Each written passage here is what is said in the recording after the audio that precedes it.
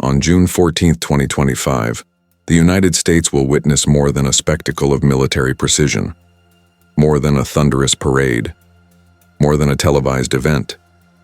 It will be a moment suspended in tension, a moment of reflection, resistance, reckoning, and redefinition. In the heart of Washington, D.C., the stage is set for what has been described as one of the most elaborate military parades in modern American history. The visuals will be breathtaking. Tanks with glinting armor grinding down Pennsylvania Avenue, the rhythmic cadence of thousands of boots striking pavement in unison, helicopters slicing the sky above with mechanical fury. Fighter jets will scream across the clouds, leaving red, white, and blue contrails in their wake. Marching bands will blare patriotic hymns. Flags, tens of thousands of them, will ripple in the summer wind like a sea of allegiance. But behind the sound and spectacle, beneath the shiny surface of military choreography, lies a far more complex story, a collision between symbolism and power, tradition and propaganda, democracy and cultism. The event is officially billed as a commemoration, the 250th anniversary of the founding of the United States Army. A quarter of a millennium since the Continental Congress authorized a ragtag band of colonial militias to become the official armed force of the rebellion. That force, over time, grew into one of the most formidable militaries in human history, defending not just borders, but ideals enshrined in parchment: liberty, rule of law, accountability. Yet, this year that celebration has taken on another layer, a darker one. The parade is scheduled, not coincidentally, on June 14th, which also happens to be Flag Day, the Army's birthday, and the 79th birthday of Donald J. Trump, the former president, the polarizing political giant, the current Republican frontrunner in the 2024 election, and the figure who now looms large over the day's proceedings. To his supporters, Trump's association with the parade is a symbol of unapologetic patriotism, a man who they believe restored pride in the military, challenged globalist politics, and put America first. They see it as a long overdue salute to American strength, sovereignty, and resilience. They cheer the tanks, the jets, the salutes, the pageantry. They see a leader unafraid to stand tall, to own the symbolism of power. But to his critics, and they are legion, this moment is something else entirely. They see not a tribute, but a threat. Not celebration, but spectacle. Not pride, but peril. They call it a warning shot in plain sight. The deliberate militarization of political theater.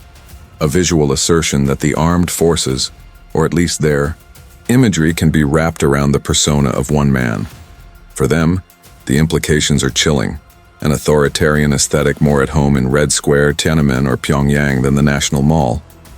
The timing, the optics, the messaging, all of it, they say, amounts to a distortion of democracy, a man aligning national pride with personal ambition. And so, the response has grown, and it has grown fast.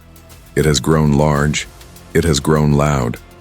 A protest movement, once small and murmuring in the corners of online activist spaces, has ignited into a wildfire. They call it No King's Day, a day of resistance, a national day of action, a mass refusal to cede the symbols of democracy, flags, parades, uniforms, to the machinery of personality politics. The message is simple but powerful. This country does not belong to a monarch. It does not belong to a messiah. It does not belong to a brand. It belongs to the people. Across 1-800 cities and towns, from the cornfields of Iowa to the coasts of California, preparations are underway. Churches are organizing candlelight vigils. Veterans are preparing to march, not in formation, but in protest. Schools are hosting teach-ins about the history of authoritarianism. Artists are constructing massive public installations, iron, crowns being melted, Liberty Bells cracked open to reveal hands reaching through. In Kansas City, organizers are planning a 12-hour reading of the U.S. Constitution. In Boston, a group of clergy from multiple faiths is planning an interfaith ceremony called the Service of the Republic. In Austin, a group of teenage students is staging a choreographed flash mob to reenact the Boston Tea Party. with red MAGA hats tossed into a public fountain. The diversity of the movement is astonishing. It cuts across race, class, geography, ideology. Progressives march alongside centrists. Independents march beside disillusioned conservatives. Even billionaires like Walmart heiress Christy Walton have entered the fray. Her full-page New York Times ad, emblazoned with the simple phrase USA, USA, USA, urged Americans to reclaim the flag from partisan misuse and warned against what she called the creeping monarchy of modern politics. That ad drew a line in the sand and drew fury from Trump's loyalist media machine. But for many, it served as a clarion call, a rare voice of privilege using its platform not to secure more power, but to challenge it. And so, June 14th has become more than a date. It is now a battleground of symbolism, a tug-of-war over patriotism, a mirror in which a nation must confront its own reflection. The question is no longer whether a parade can be held, it's whether a democracy can survive when power, spectacle, and politics blend so seamlessly. Critics argue that this kind of imagery, this fusion of military might with partisan celebration, is profoundly dangerous in a republic. They cite history. They cite Mussolini's Italy. They cite Franco's Spain.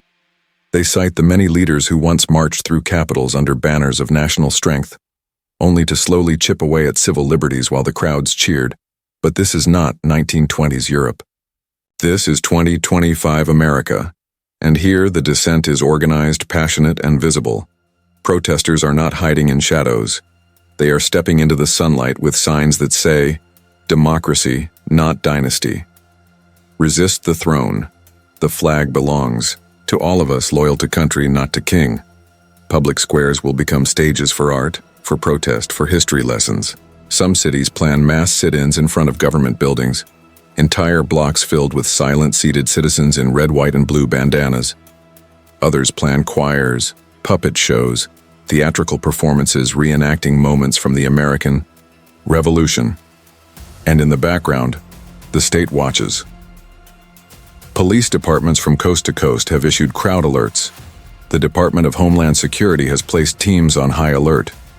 Intelligence agencies are monitoring fringe message boards where both right-wing militias and far-left extremists discuss infiltration. Some fear violence, others fear suppression, both fear chaos. And above it all hangs a deeper anxiety, a national soul-searching. What kind of country is this becoming? What does patriotism look like in 2025? What happens when symbols are no longer shared but weaponized? Can we celebrate our history without rewriting it? Can we wave a flag without pledging allegiance to a man? Can we love our country while refusing to surrender it to authoritarian impulses? No one knows how June 14th will end. It may be peaceful, it may be tense, it may be an eruption, or it may be a whisper, but it will not be forgotten. It will echo in the chambers of our politics, our media, our memory. Because this is no ordinary Flag Day. This is a test, a crucible, a referendum on the meaning of American identity. Two forces will meet that day, one clad in uniforms, medals, and symbolism, the other clad in protest signs, poetry, and conviction. And both will claim love for the same nation. But their visions of that nation are vastly different. One side sees unity through power. The other sees unity through principle. One demands loyalty to a leader. The other demands loyalty to an idea. So, we ask again, is this a parade for the people or a pageant for a personality? Are these protests dividing us or reminding us who we are? And when the dust settles, what kind of patriotism will define our future? Drop your thoughts below. Share this if you believe in democracy over demagoguery. Subscribe if you want to go deeper than the headlines. Because what happens on June 14th, 2025 will not just be a parade, it will be a declaration, a confrontation, a crossroad, and history will be watching. Stay aware, stay engaged, stay free.